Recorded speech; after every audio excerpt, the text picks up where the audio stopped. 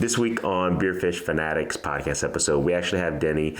He's from the YouTube channel Floatfish Adventures. Definitely check it out. I'll put the link below. I'll put also the link on the show notes. And he's actually joining us for a 3-part episode. So he's going to be doing 3 episodes with us. This is the first part, of course. So he's going to give us an opportunity to really pick his brain. So hopefully you guys enjoy. But can you hear me now? Yes, but you're like right up in the mic. Sounds so good like that. Wow, that's really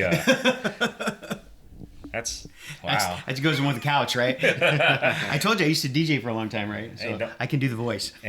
We're definitely keeping that part in, ladies and gentlemen. So, but FYI, everybody, welcome to another episode. And just so everybody knows, we have the all-star, in my opinion, Mr. Denny here. He's from the famous YouTube. I thought you were introducing Kit. This kid. I'm kind of out of the frame, by the way. Well, see. So, sorry, man. There we go. There he is. All right. We'll start this again, guys, but it's all right. No. But once again, like I said, we actually have Denny here from the infamous YouTube channel, Floatfish Adventures. Yep. So, thank you for joining us. Appreciate it. Yeah, thanks for having me. Cool. Here at BFF, and we have. Kit with Fishing Kit. How you doing today, man? I'm good. I'm good. So I took a nap today, so I'm good to go. That's always good, man. So today I did not forget. We're gonna start with the beer. For some reason, lately the podcast I keep forgetting. This is also about beer. So today, just so everybody knows, we have Tricycle Cream Ale. It's a Iowa brewery, single speed brewing company. Obviously, it's brewed in Iowa, and I believe they're brewed in Waterloo. Yep, Waterloo. And this is a cream ale. Let me see. It goes 32 IBU. Alcohol by volume is 5.2. So what does IBU mean? International bitter. International bitter per unit. And 1.x OG, right? Is that the original gangsta scale? Wait, what? 1.x OG. 1.047. Oh, yeah. OG. So, It's original completely- gangster. So this is the thing. Dang it! I actually know.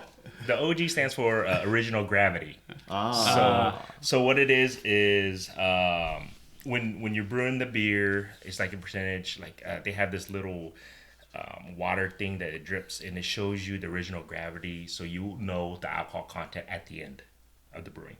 So when you're brewing the beer, you put whatever sugar, because sugar creates the alcohol. Mm-hmm.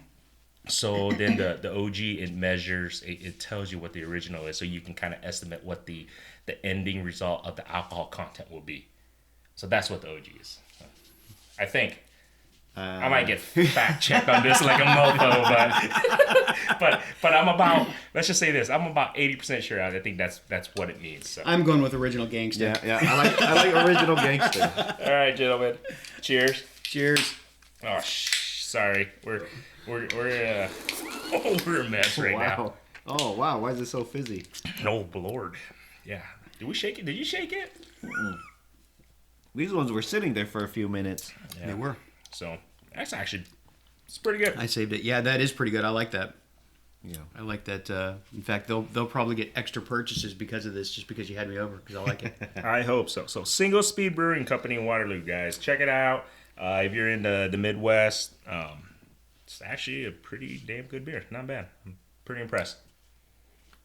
So, anyways, we actually have. Oh, that's what happens, ladies and gentlemen.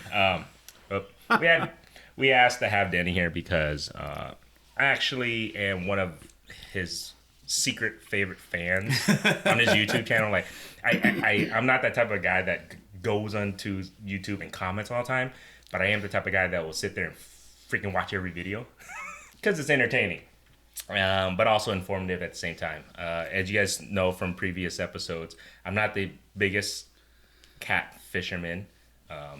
Here we go again. I think Denny agrees. Yeah, but I'm looking to get into it and get better at it, and that's why I've been having people who come here who do a lot more catfishing and everything. At least you guys can give me tidbits. So then, one day I can be out there and somewhat look like I know what I'm doing, kind of. Catfishing is not where I started. It's not where I started, but it's definitely where I've ended up. So Really, where did you start fishing wise, like focusing was? Oh, I was the bass fisherman, I grew up as a little kid bass fishing farm ponds, trespassing everywhere I could find to trespass out in the field and fishing for bass in farm ponds. And that was, I did that forever. So when I got a kayak and started kayak fishing, all I cared about was bass fishing and how can I catch bigger bass, and I tried to target like trophy fish.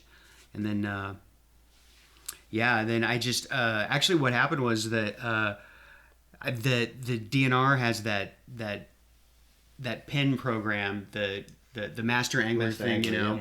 And I was like, oh, well, they have the deal where if you catch different species, you get a pin and whatnot. And I thought, well, if I do that, because I really only know how to fish for bass, I'm like, if I do this, that'll force me to learn how to fish for other species. I'll become a better angler all the way around.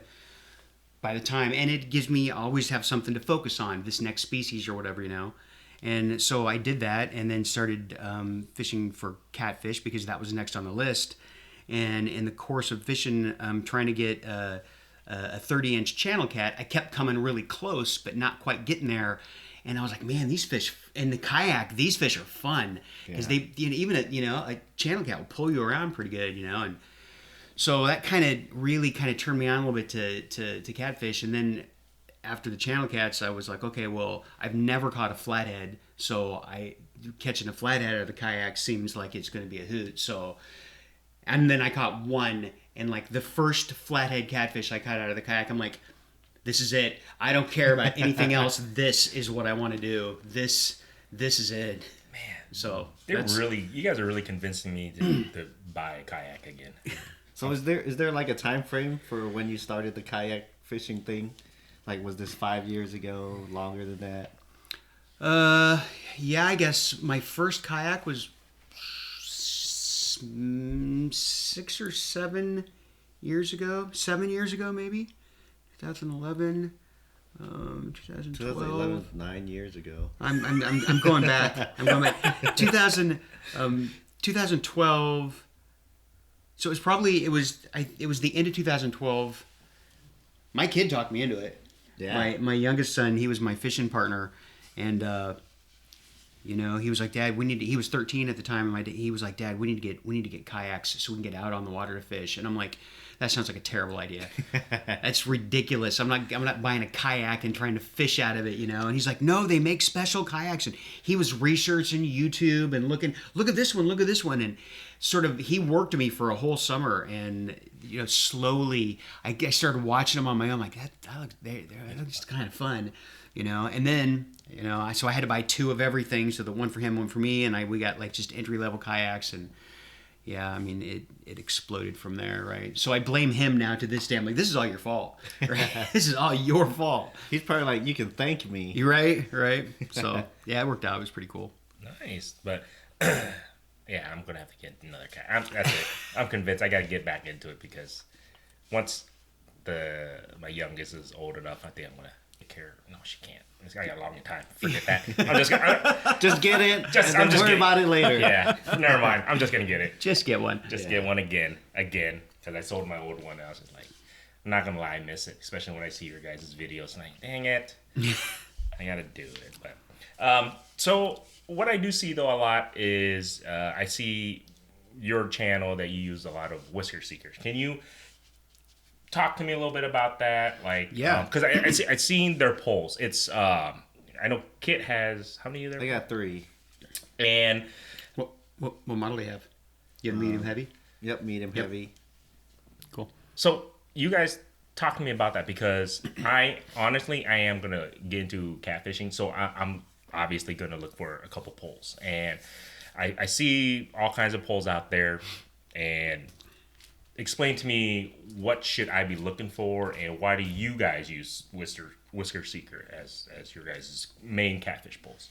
All right, well, I think I should go first because then Denny can go into more detail. I can tell you why you're wrong. Right, well, like, let me see. I used to use like a bass rod for catfishing.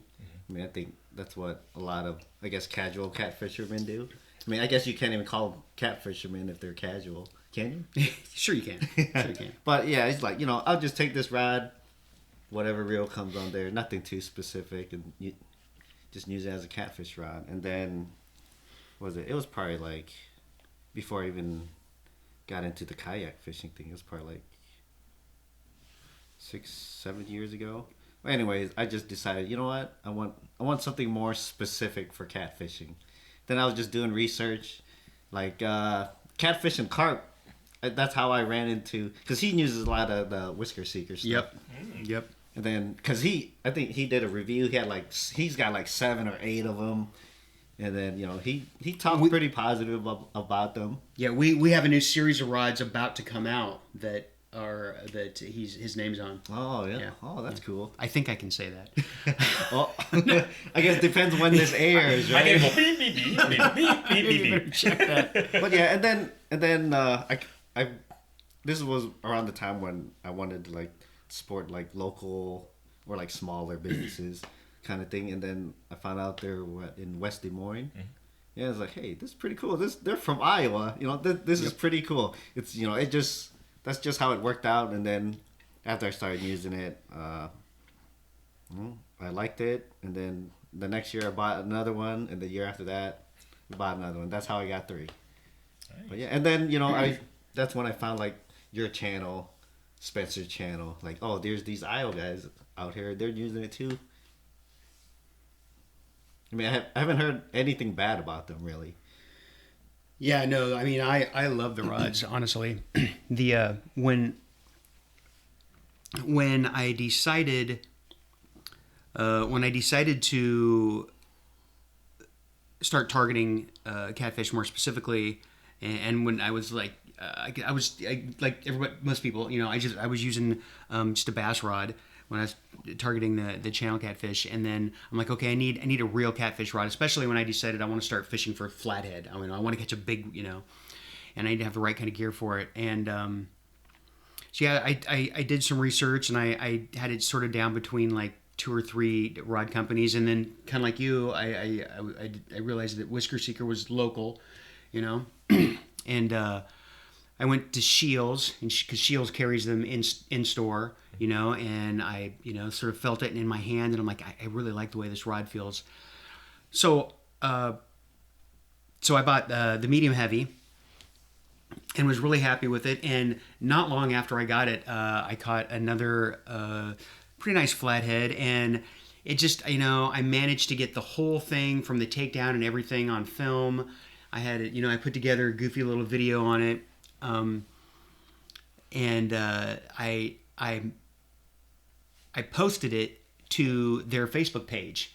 I'm like, I just got your rod like a month ago, and grid fish, and I love the rod, And Matt, the owner, he hit me up like later that day. He was like, hey, I love the video. Can you give me a call in a day or 2? I was like, yeah, okay. So so I gave him a call, and he was like, I really like the video. That was great. I'm going to give you a credit for some extra gear so you can pick some stuff up. I know kayaking is getting popular, and I've been toying with the idea of 1 or 2 people on the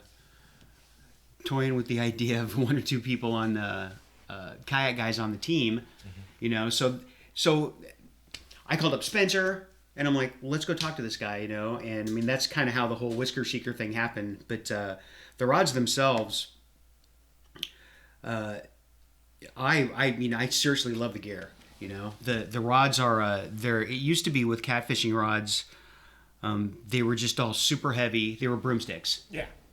Super heavy, fiberglass. Not sensitive. And the Whisker Seeker, they came out with, they have their own proprietary blank that's a combination of glass and graphite.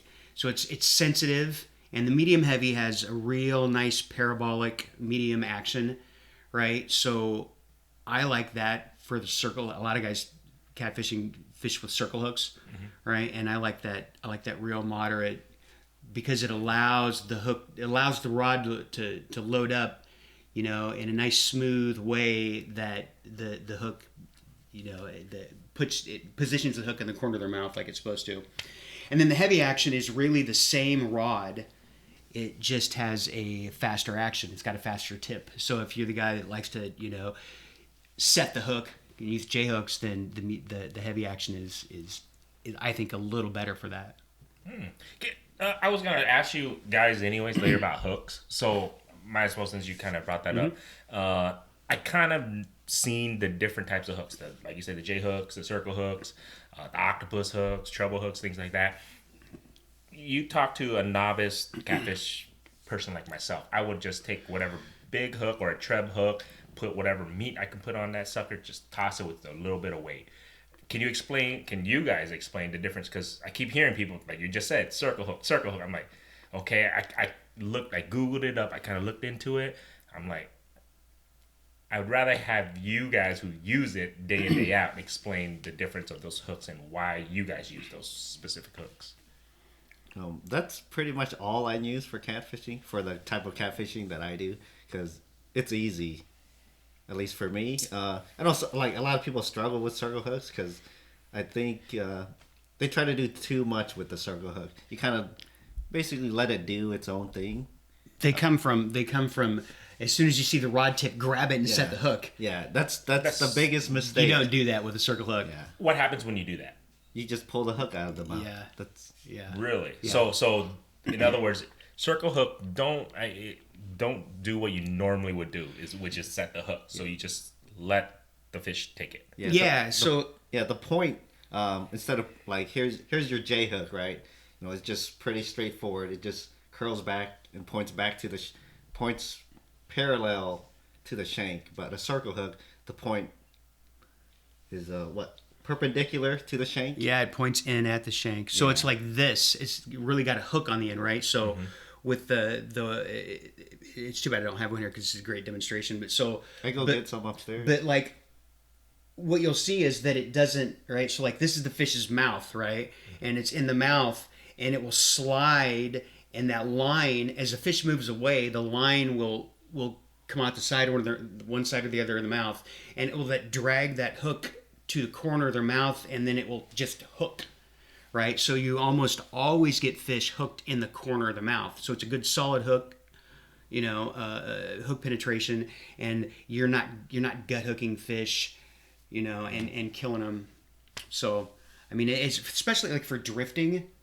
It's the hook to use for drifting. I mean, honestly, when it comes to hooks, and this is totally going to be a pitch, I know, but the triple threat hooks, the Whisker Seeker triple threat hooks, they're seriously, they're the money hook for catfishing. They really are. They are the gold standard now. I don't care. I'll argue all day long. They've got a little shorter shank, and you can sweep hook set with it, right? So like I've got pictures of fish that are hooked in the top of the mouth, in the bottom, where I've felt it load up a little bit, and I've just leaned into it, and wherever it grabs, and like most circle hooks, you'll pull out of their mouth, but there's just enough gap in it that you can. That's why they call it the triple thread, right? So you can set the hook. You're still not going to just haul off and KVD it, because you will pull it out. You will pull it out of their mouth, but if you do a slow sweeping hook set, you can get a hook set with that. Can you guys explain a little bit? Because I hear you guys say reel down, reel down with the circle hook. Explain that a little bit, because I can guarantee you maybe 20-30% of the people who listen to this or watching this don't understand that. And I can be the first to tell you that I don't understand the reeling down part. So what is that? Can you explain that just a little bit when you use a circle hook? I'll let Denny take this one. That could have been a dumbass question. Let's go back to the drifting part. For the drifting part, you don't need a reel down or anything, because you're already moving. And when I drift, I think when most people drift, their reel is like locked down. You're not free spooling or whatever. Right. Because the fish just comes, takes it. Since with your momentum, you're pulling that hook away from the fish.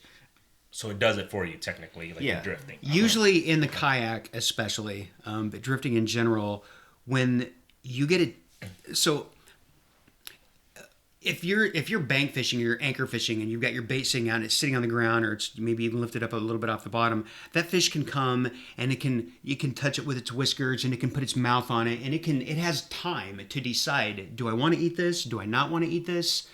You know, it can be finicky.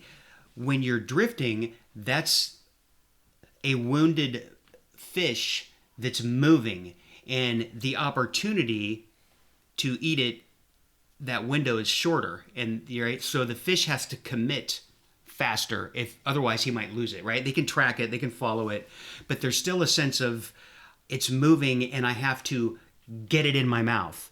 Right? And so typically, when you're drifting, you won't get those little peck bites. I mean, unless they're really small fish. When you're drifting and you get a bite, your rod loads up.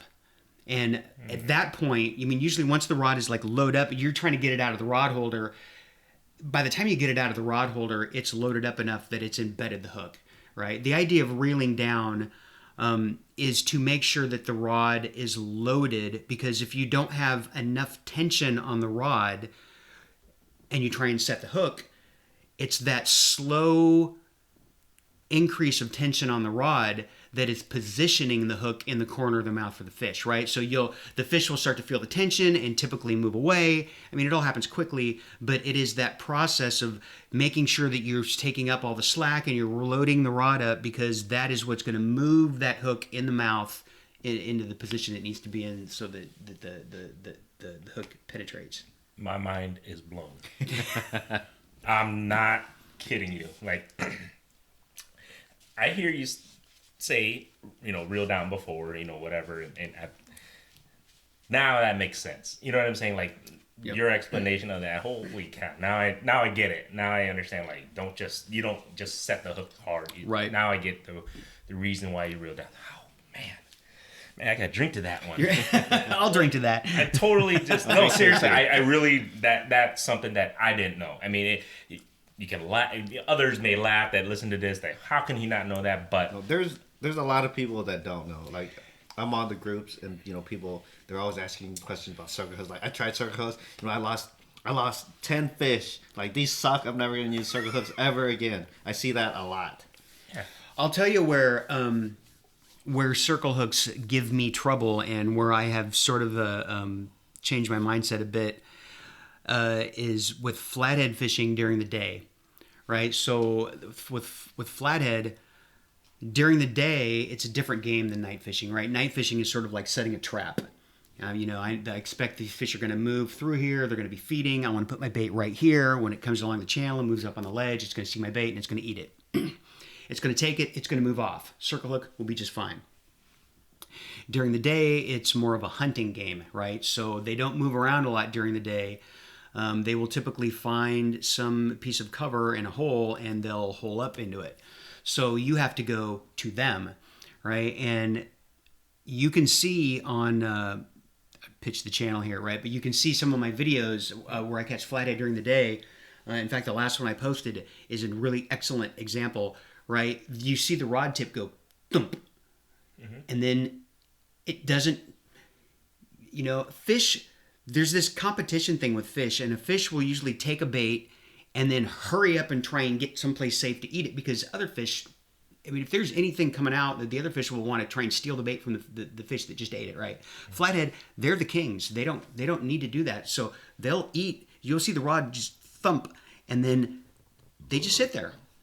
And, I've had fish sit there for 2-3 minutes. I mean, and that's a long time to think, like, I'm almost positive I got a fish on, and I can't do anything because they're not moving away, and that circle hook is not getting positioned, So it's in there. It's in their mouth, but if I try and reel down real fast, and I usually am fishing with short line like that, if I reel down real fast and they haven't turned, I'm just going to pull the hook out of their mouth. And I've done it, and it's painful when it happens, right? So a lot of times during the day, especially in that specific type of situation, I'll run J hooks, and it's so that I don't care where exactly that hook is in their mouth.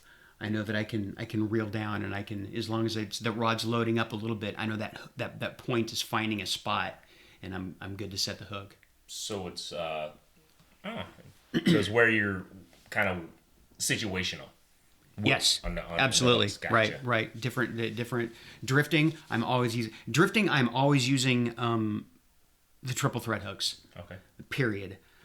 Flathead fishing during the day, I'm usually either using J hooks or I will use the Kale circle hooks, and I like those because they're a little thinner gauge and they don't beat up the bait fish if I'm fishing with live bait fish. So, Man, I am super mind blown today. Yeah, I'm telling you, I think the greatest thing of doing this podcast is it's just the amount of information that I'm absorbing from you guys and just people in general. So definitely appreciate, and hopefully one day I can post a picture so everyone can see that. Look, it works. Right. So hopefully one day that happens. What else? I think you wanted to talk a little bit more. What other brands that I think that you are a part of that you recommend for a person like me?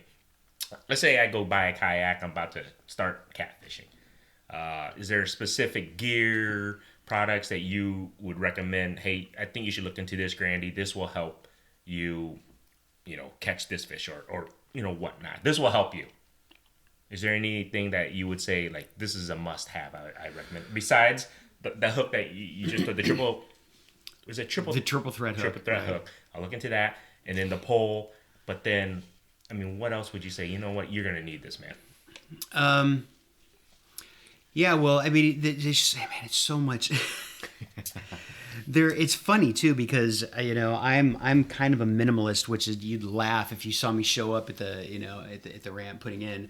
But I've always tried to find the balance between what's essential, what do I have to have, and what having enough, Like sometimes because there's so many specialty things that you end up, they're nice to have, but so it depends, right? If you're going to fish in the river, the absolute necessity is that you have an anchor trolley on both sides, right? And brush clips, right? Because you don't want to even, if you got to just leave the anchor at home. If you're fishing in the river, leave the anchor at home because it's really dangerous.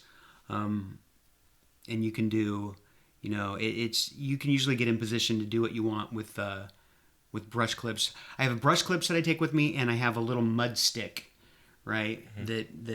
That so if I just need to sit by the bank someplace and there's not something to clip off on, I can just jam it in the mud. Or sometimes like the cut bank side will be just a big wall of mud or dirt, and there's no place good to clip, and I can just jam the mud stick in and then stake. It's just a little stake, and I can clip off to that. So those are imperative just for safety and getting in position, because getting in position is key.